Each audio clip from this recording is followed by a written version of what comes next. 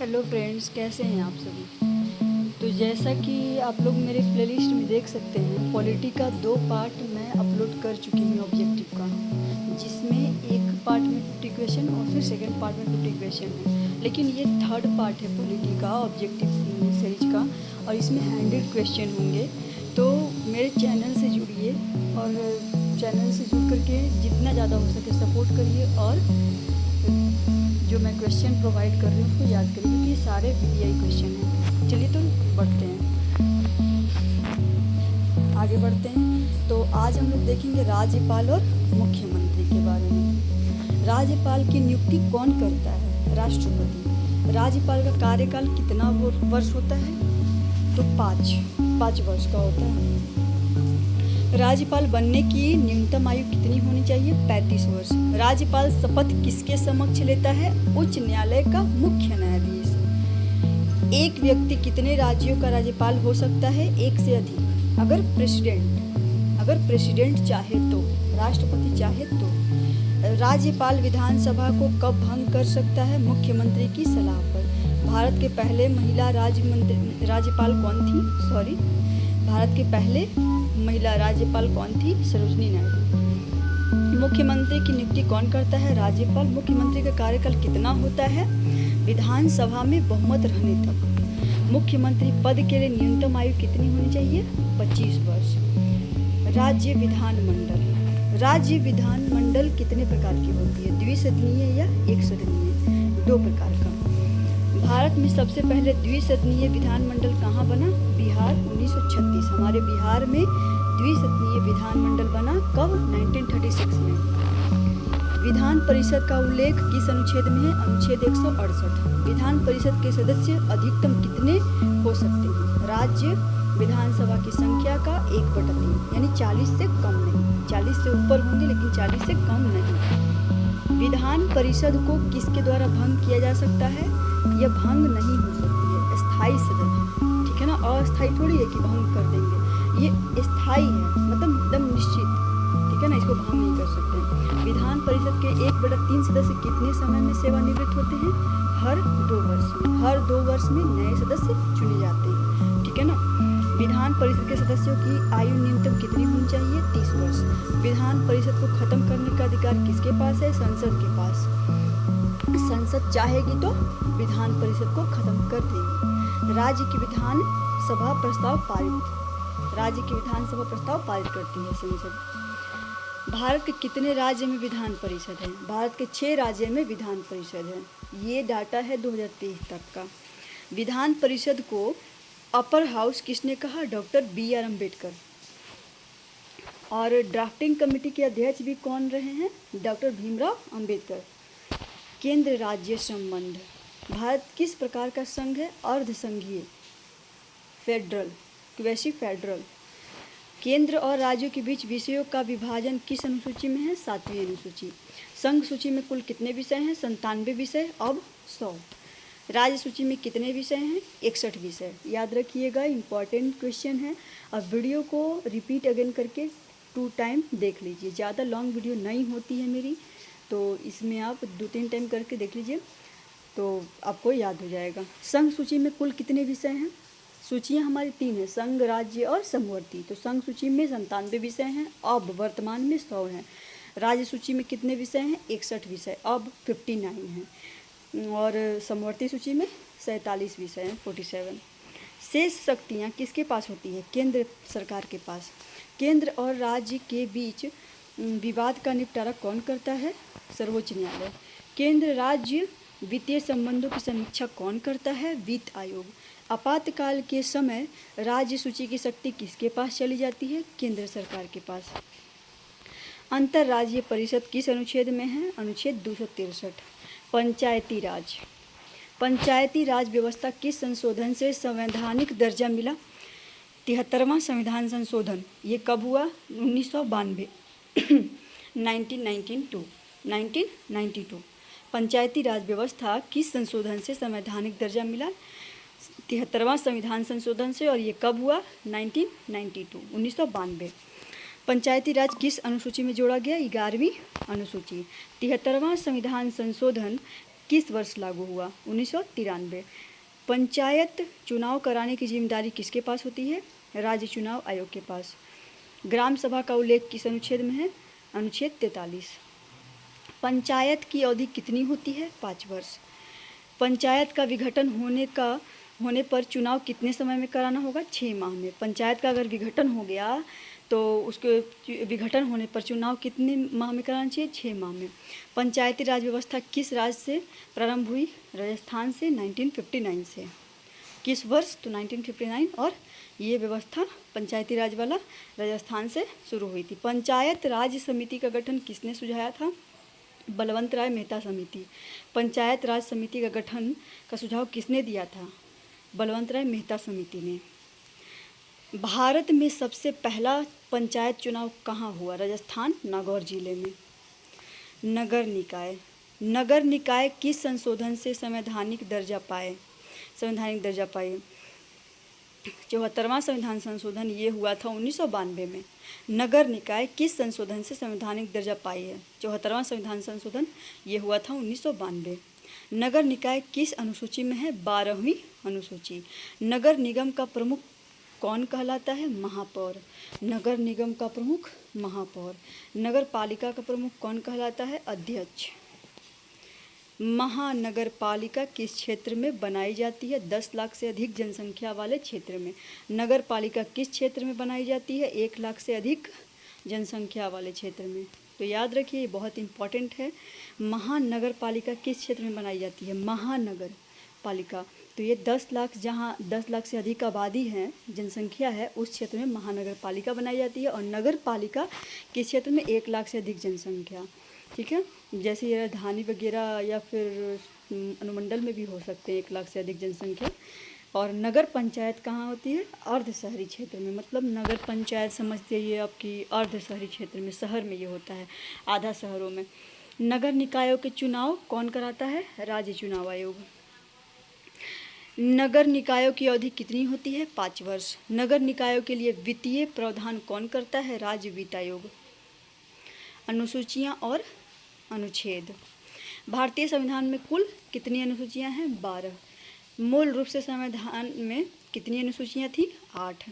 वर्तमान में कितनी अनुसूचियाँ हैं? 12। और मूल रूप से कितनी थी? 8। 5वीं अनुसूची किससे संबंधित है? अनुसूचित क्षेत्र और जनजातीय क्षेत्र से। 6ठी अनुसूची किससे संबंधित है? असम, मेघालय, त्रिपुरा और मिजोरम के जनजातीय क्षेत्र से। 7वीं अनुसूची किससे संबंधित है? विषय सूची में आता है संघ, राज्य, समवर्ती सूची। ये 3 सूची आ जाती हैं। 7वीं अनुसूची किससे संबंधित है? संघ, राज्य और समवर्ती, ये तीनों विषय सूची है। 8वीं अनुसूची किससे संबंधित है? मान्यता प्राप्त भाषाएं से। इसमें भाषा का उल्लेख दिया गया है 8वीं अनुसूची में। ठीक है, वर्तमान में अनुसूची कितनी है? 12। और उस टाइम कितनी थी मूल? तो 8 है। 8वीं अनुसूची में वर्तमान में कितनी भाषाएं हैं? 22 भाषाएं हैं। 10वीं अनुसूची किससे संबंधित है? दल बदल विरोधी कानून से। 11वीं पंचायत से। 11वीं अनुसूची किसे? पंचायत से। 12वीं नगर निकाय से। संवैधानिक समितियां और अन्य तथ्य को देखते हैं। संवैधानिक समितियां और अन्य तथ्य को। संविधान की प्रस्तावना को किस मामले में न्यायपालिका ने संविधान का अभिन्न अंग माना है? केशवानंद भारती मामले में, जो 1973 में आया था ये मामला। संविधान की प्रस्तावना यानी प्रियम्बल को किस मामले में न्यायपालिका ने संविधान का अभिन्न अंग माना है? केशवानंद भारती मामला 1973। मौलिक अधिकारों का संरक्षण कौन करता है? सर्वोच्च न्यायालय। मौलिक अधिकारों का संरक्षण कौन करता है? सर्वोच्च न्यायालय। संसद के संयुक्त अधिवेशन की अध्यक्षता कौन करता है? लोकसभा अध्यक्ष। संसद के संयुक्त अधिवेशन की अध्यक्षता कौन करता है? लोकसभा अध्यक्ष। भारत में भाषा संबंधी प्रावधान किस भाग में है? भाग 17। भाग 17 में भाषा संबंधी प्रावधान है। भारत और इंडिया शब्द संविधान के किस अनुच्छेद में है? अनुच्छेद 1 में कहा गया है कि भारत और इंडिया शब्द से हम इसे संबोधित करेंगे। संविधान सभा में महिलाओं की संख्या कितनी थी? 15। कितनी थी? अभी नहीं, कितनी थी संविधान सभा में? जब संविधान सभा बुलाई गई थी 15 महिलाओं की संख्या। संविधान की मौलिक संरचना सिद्धांत किस मामले में स्थापित हुआ? केशवानंद भारती मामला, जो 1973 में आया था। संविधान में लोक प्रशासन का प्रावधान किस भाग में है? भाग 14 में। लोक प्रशासन भाग 14 में। भारत का राष्ट्रीय ध्वज कब अपनाया गया? भारत का राष्ट्रीय ध्वज जो है हमारा फ्लैग झंडा उसको 22 जुलाई 1947 को अपनाया गया था, जब हमारा देश आज़ाद हुआ। ठीक है, आज़ाद हुआ उस टाइम अपनाया गया था। राष्ट्रगान जन गण मन को कब अपनाया गया? 24 जनवरी 1950। ये क्वेश्चन जो है जितने भी वो VVI हैं, और मैं बार बार कह रही हूँ किसी पढ़िए, ज़्यादा शॉर्ट्स पे ध्यान मत दीजिए, इसको पढ़िए जितना हो सके। राजनीतिक दल और चुनाव। भारत में राष्ट्रीय दल का दर्जा पाने के लिए न्यूनतम कितने राज्यों में मान्यता चाहिए? 4 राज्य। भारत में राष्ट्रीय दल का दर्जा पाने के लिए न्यूनतम कितने राज्यों में मान्यता चाहिए? 4 राज्यों में। भारत में चुनाव आयुक्तों की नियुक्ति, आयुक्तों की संख्या कितनी होती है? चुनाव आयुक्तों की संख्या, एक मुख्य चुनाव आयुक्त होते हैं, प्लस में अन्य आयुक्त होते हैं। राष्ट्रपति द्वारा ये चुने जाते हैं, निर्धारित किए जाते हैं। भारत में पहली बार आम चुनाव कब हुआ? 1951-52 के बीच में हुआ था। भारत में मतदान की न्यूनतम आयु कितनी है? 18 वर्ष। ये कब किस संशोधन के द्वारा कहा गया? 61वां संविधान संशोधन, जो 1989 में हुआ था। चुनाव आयोग की स्वतंत्रता की गारंटी कौन करता है? संविधान। चुनाव में उम्मीदवार की जमानत राशि जब्त कब होती है? जब उसे कुल मान्य मतों का 1/6 से कम प्राप्त हो।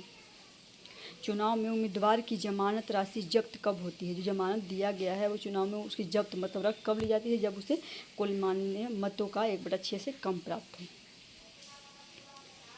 राजनीतिक दलों की मान्यता किसके द्वारा की जाती है? चुनाव आयोग। भारत का सबसे पुराना राजनीतिक दल कौन सा है? भारतीय राष्ट्रीय कांग्रेस।